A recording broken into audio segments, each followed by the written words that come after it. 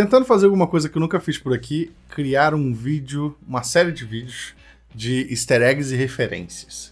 A gente teve WandaVision, agora no streaming da Disney Plus, e enfim, foi uma série que gerou um monte de teorias loucas e não sei o quê, e algumas pessoas fizeram vídeos de referências.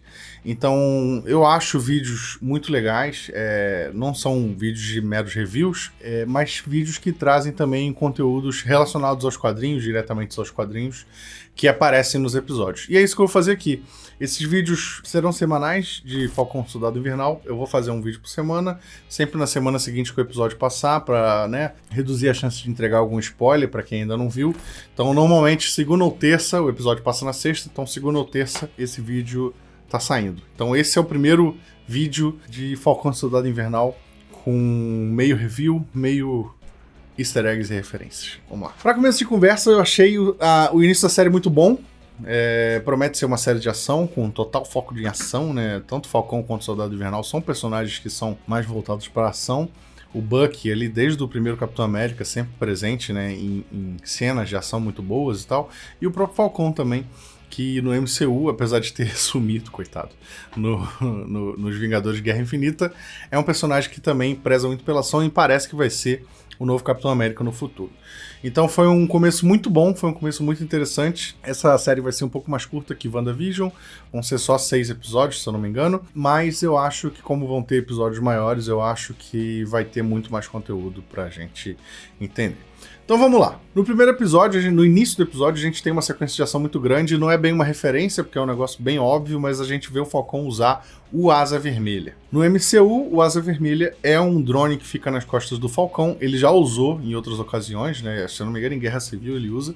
Mas nos quadrinhos, o Asa Vermelha é um Falcão de verdade, adestrado pelo Falcão, o herói, que atende às ordens dele e realiza missões junto com ele. Então, como eu disse, não é exatamente uma referência, mas fica aí um detalhezinho importante. Eu espero que o Asa Vermelha seja mais usado nos próximos episódios. É bom que não tenham esquecido dele. E também no início do episódio a gente vê o Sam Wilson, que é o Falcão, interagir com um militar chamado Tenente Joaquim Torres, ou Joaquim Torres, se você quiser falar meio aportuguesado. Nos quadrinhos da Marvel, o Joaquim ele era um jovem que foi raptado por um vilão, um cientista maluco chamado Karl Malus. E por sua vez fez experimentos, mutacionais com ele e misturou o DNA do Asa Vermelha do Falcão com o DNA do Joaquim, o que concedeu a ele poderes meio mutantes. Depois que ele é resgatado, o Joaquim ele mantém os poderes, ele pode voar, ele tem asas, ele tem regeneração, e aí ele decide se tornar parceiro do Capitão América, que na época era o Sam Wilson já. Ele estreou em Capitão América Sam Wilson número 1 de 2015, mas aí no número 6 da mesma revista ele se torna o novo Falcão, parceiro do Falcão Capitão América, trabalhando ao lado dele de várias missões. Não se sabe se é isso que pode acontecer na série, mas é bom que a Marvel está trazendo vários heróis novos e jovens que podem ser explorados aí no futuro, lembrando que jovens Vingadores estão vindo aí. E também um pouco no início do episódio a gente teve um retorno inesperado que foi a volta do George Batroc. Para quem não lembra, ele é um vilão que apareceu em Capitão América Soldado Invernal. Para quem não sabe, o Batroc ele é um vilão dos quadrinhos, ele é muito hábil em luta e tal. Ele usa um uniforme super chamativo, amarelo e roxo, e ele aparece no Capitão América Soldado Invernal como uma das primeiras lutas, eu acho que é a primeira luta do Steve Rogers no filme. E a gente pode até dizer que a série fez uma rima visual, como a gente chama no cinema, na cinematografia da coisa, que é quando uma outra cena, um outro filme faz uma referência clara a uma cena que já foi feita, uma rima visual, como se fosse uma coisa que já aconteceu antes, acontecendo de forma parecida. E da mesma forma que a primeira luta do Steve em Soldado Invernal foi contra o Batroc, o Sam Wilson, na primeira luta da série dele, foi contra o Batroc também, só que agora no avião. E pra quem não reparou, ele tá usando uma roupinha civil, não um uniforme, mas também amarela e roxa. Agora vamos lá que esse aqui precisa um pouquinho mais de explicação. Na série a gente vê o Joaquim Torres mencionar um grupo terrorista chamado Apátridas. Nos quadrinhos, isso não é um grupo, é um vilão chamado Apátrida, que apareceu primeira vez em 1985 em Capitão América 312. O Apátrida original é um terrorista, é um louco, e é um dos inimigos do Capitão América. Nas HQs, o apátrida é Carl Morgenthau, acho que é isso. Enquanto na série, ela se chama, é uma mulher, e ela se chama Karli Morgenthau. Além do nome, parecido, praticamente igual, os dois usam uma máscara preta, o Carl dos quadrinhos usa um uniforme, né, meio de vilão, a Karli da série usa só uma máscara preta e uma roupa normal, então eles só têm essa máscara preta meio que em comum. E assim como na série, o apátrida dos quadrinhos detestava qualquer nação, detestava qualquer barreira e queria viver em um mundo igualitário, sem barreiras, sem nações, com todo mundo unido, unificado.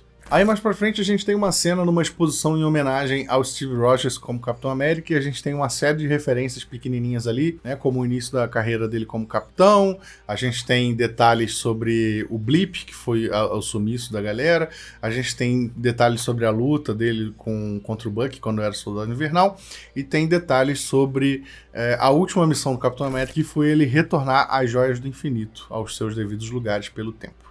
Uma das referências mais bacanas foi Capitão América número 1, a capa original ser usada nessa exposição, né, de 1941, que traz o próprio Capitão América socando Hitler, né? Para quem não sabe, o Capitão América foi criado nessa época para ser uma figura extremamente ufanista, para ajudar, né, para incrementar os ânimos norte-americanos contra o nazismo. E por isso, na primeira edição, já trazia o Capitão socando o Hitler.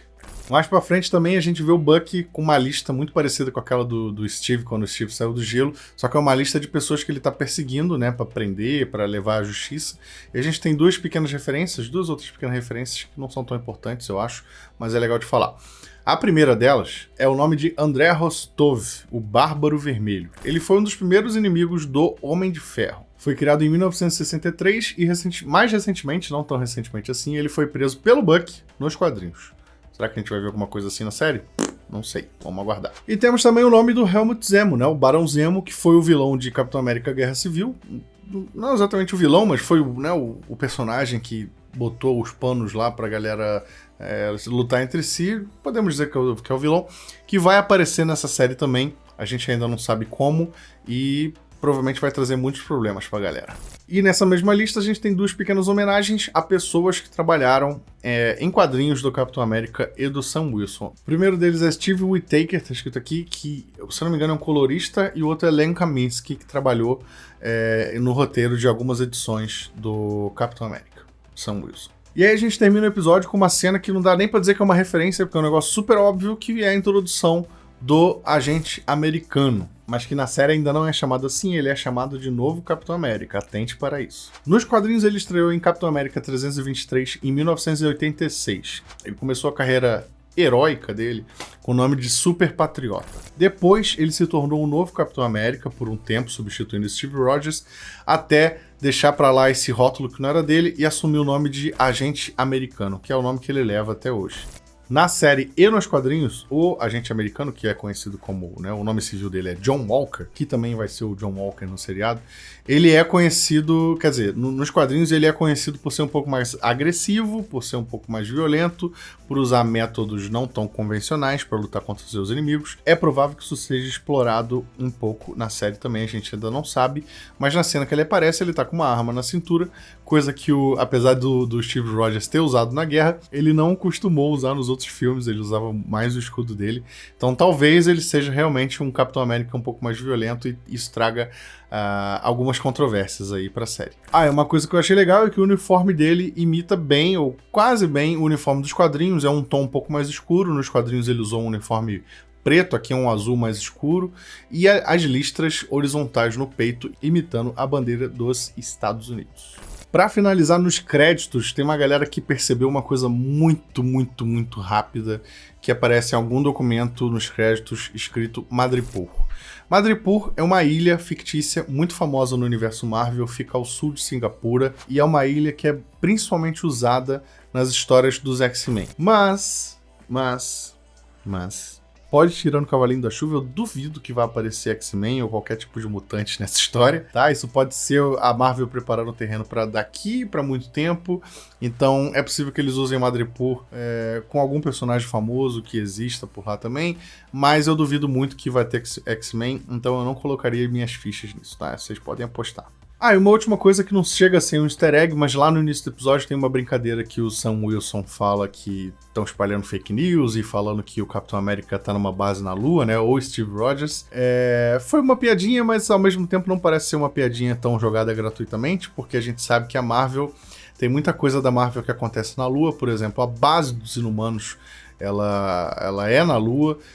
O próprio Vigia, o Ato, que é um personagem que já foi referenciado no MCU e que vai aparecer na série What If, né, o que aconteceria se ele vive na Lua também. Então talvez essa referência não tenha sido tão gratuita, a gente pode descobrir ou não daqui a um tempinho, mas foi uma citação, uma piadinha interessante para lembrar essa relação que muita coisa da Marvel tem com a Lua. Então vamos ver o que vem por aí nos próximos episódios. E esse foi o primeiro vídeo de referências / opiniões sobre Capitão América 2, 3, não tô brincando, de Falcão e Soldado Invernal, o primeiro episódio. E como eu disse, vou tentar fazer dos outros episódios, se vocês curtirem. Então se curtirem, like aí embaixo, comentários, tá? Me incentiva a fazer, por favor, porque eu preciso de incentivo, tá? Da galera. Valeu, pessoal, esse vídeo fica por aqui, até o próximo.